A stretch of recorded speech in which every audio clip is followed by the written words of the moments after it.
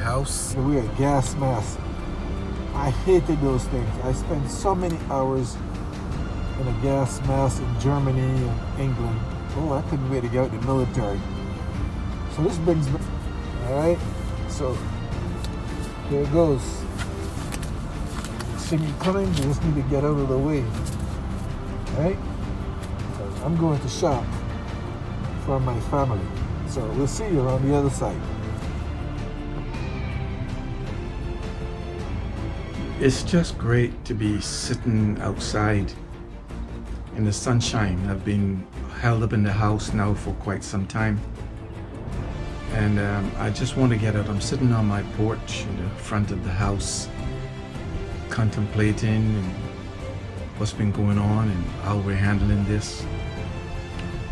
And I can tell you that it has been quite a challenge for me. I look at the story who was in Barbados.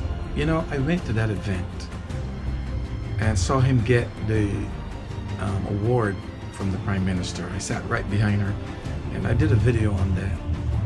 You know, he made the same decision that I made to come back to the States during this period to get medical care. I wasn't sure how that's going to work out, but I did. You know, when I got to the airport at Grantley Adams, I was concerned that they was going to close the borders before I got in. This was 2 weeks plus ago. When I got to Kennedy, and I was flying through Kennedy, when I got to Kennedy, there was nobody there. On my flight, there was only about 30 people on the flight. We were the only ones processing through the airport. It was so eerie. A place that's usually packed. 2 days before, I had 8 hours of waiting.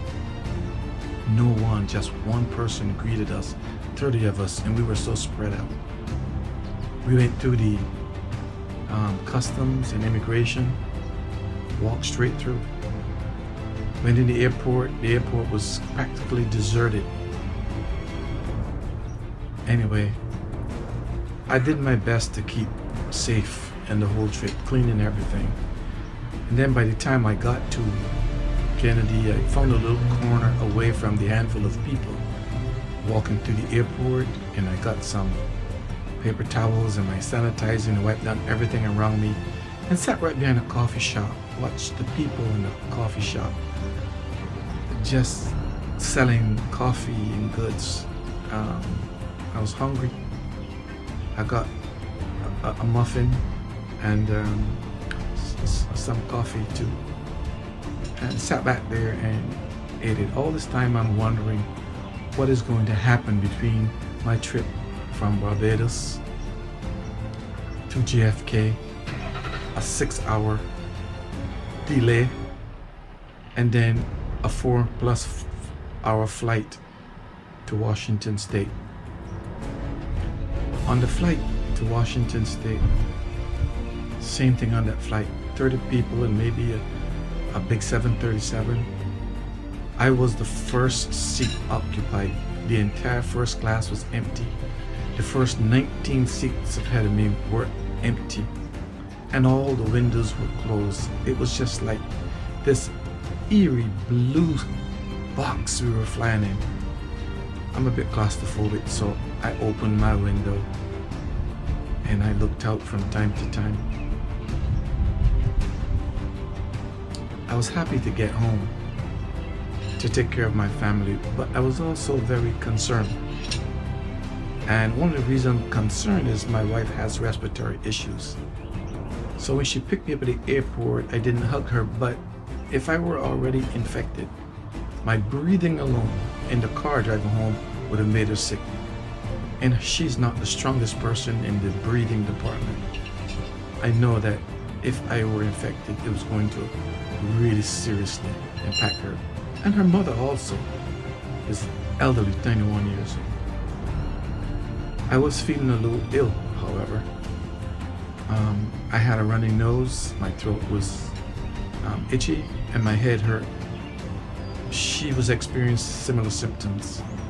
So when I got to the house, my normal routine when I travel is to go into the room where my mother-in-law lives, her suite, and give her a hug, and her dog kisses me on the face, which I hate. But that's not my normal routine. But this time I walked in the house, I got into the garage, I stripped down in the garage, and I went upstairs partially dressed in my underwear. Went straight to the shower and cleaned up. Then I went to my room and stayed there, isolated for 14 days, just so I could be a little bit more responsible. I'm happy to tell you that after 14 days taking a trip to Barbados airport, all the way to Kennedy, going through Kennedy,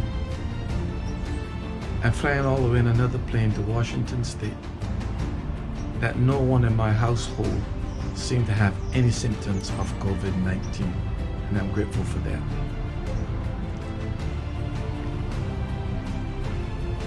You know, this whole situation has really challenged me, and I feel helpless. Like there is nothing that I can really do, but that's not true. What I find that when I'm faced with a crisis and I in a situation where I don't know what I can do physically, I write, I tell stories, I do videos. And so this time I had this idea to prepare a book. So I'm writing the book. The title of the book is Heroes Fill the Gaps When Leadership Fails. Why?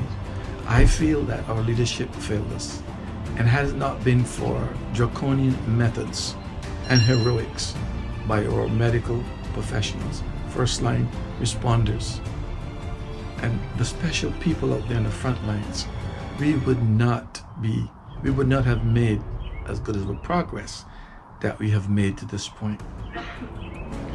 And so what I thought I would do is to talk about heroes. What are heroes? And then highlight some of the hero stories. And then towards the back of the book, talk a little bit about leadership, gaps in leadership that cause people to become heroes. What I want to do is to appeal to you. If you have a story, if you are a frontline person, an emergency responder, and you have a story that you would like me to share in my book, that you will contact me and tell me your story. I would like to include your story in the book. I will keep it anonymous.